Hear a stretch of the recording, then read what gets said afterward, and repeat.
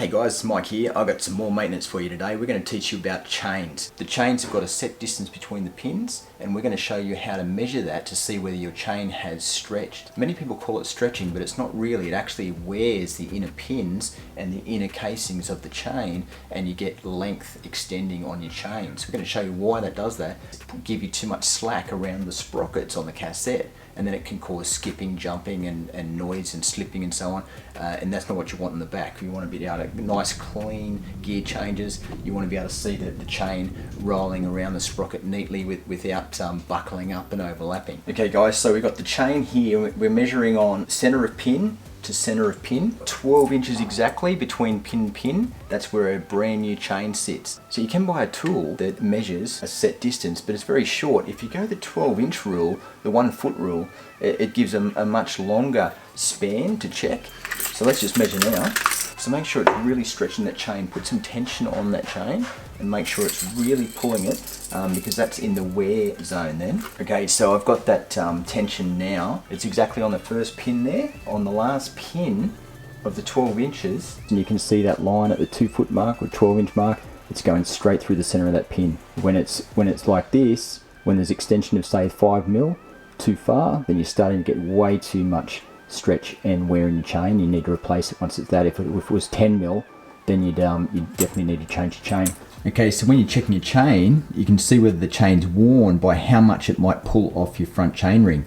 And if it's pulling out a long way, you know that the chain's worn and stretched. In between the links, it's able to pull extra length to pull off the chain ring. Now this chain's only got about 2,000 Ks on it, so it's got a little bit of movement, but it's still holding the main form of the sprocket teeth. So I just fitted this old chain on. This one's got about 7,000 Ks on this chain, and you can see how much more the chain pulls out of the teeth area of the front chain ring. So you can check that. It does the same thing around the rear cassette. So you've got that kind of buckling up happening, which is a bit more critical again for gear changing. But yeah, that's the difference between a new chain and an old chain.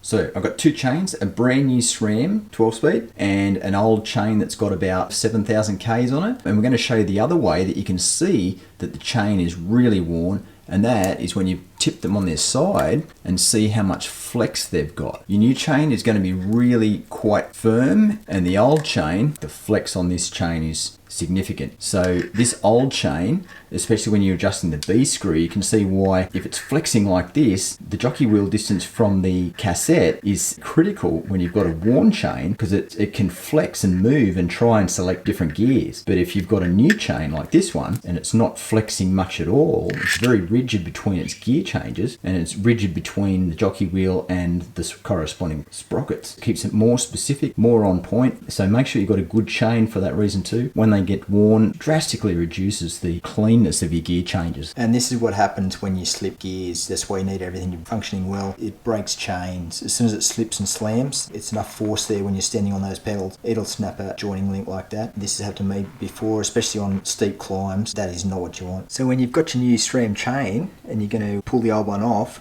just so that you know what really goes on with these and where they wear, it's wear between the chain rollers and the outer casing of that link. Those inner links there, they have a little indentation that the rollers sit on, and eventually they wear the casing, they wear the rollers, but mostly the casing. So to separate the joiner link, I've just pulled the derailleur into its full extension, so we've got slack in the chain. So how do you get your chain apart when you want to change the chain? The best way is to get that joiner link. Once you pull it up and you've got the chain joiner link in that sort of position there, I find it quite easy just to put the multi-grips around it. Just put an angled pressure on both corners and you'll find that it'll just pop.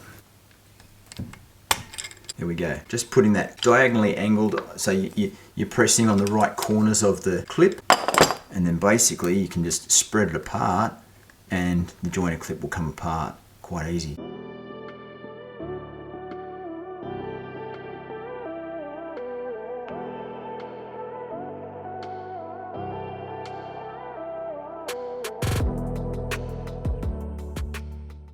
So if you find that you do actually need to change the chain on your bike, you actually have to trim them to the right size. And the only way to do this properly is with a chain brake. You can get in most of your mountain bike spares kits. It actually puts pressure when you wind it in. The pin pushes on the pin of the chain, and you just keep winding and it will push the pin straight through into the hollow section of the tool.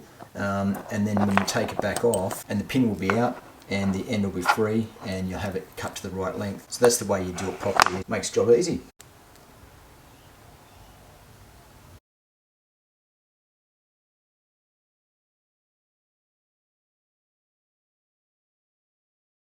So, and when you're putting it back together, just put the joiner clip together and then put tension on the chain, or even stand on it, and it'll just snap back into place. Now, to reattach the joiner link, I'm just going to put the derailleur back into tension.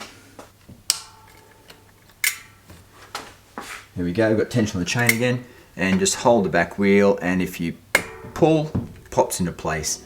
So that's the easiest way to check if your chain needs replacing, and if it's all good and it's within that tolerance, get riding. Hey guys, thanks for watching the video. I hope you really learned something out of it today. If you did, please subscribe, and that'll help me get more videos out for you. I really pray that God blesses you and keeps you safe when you're out there on the trails, and just remember one thing, ride hard.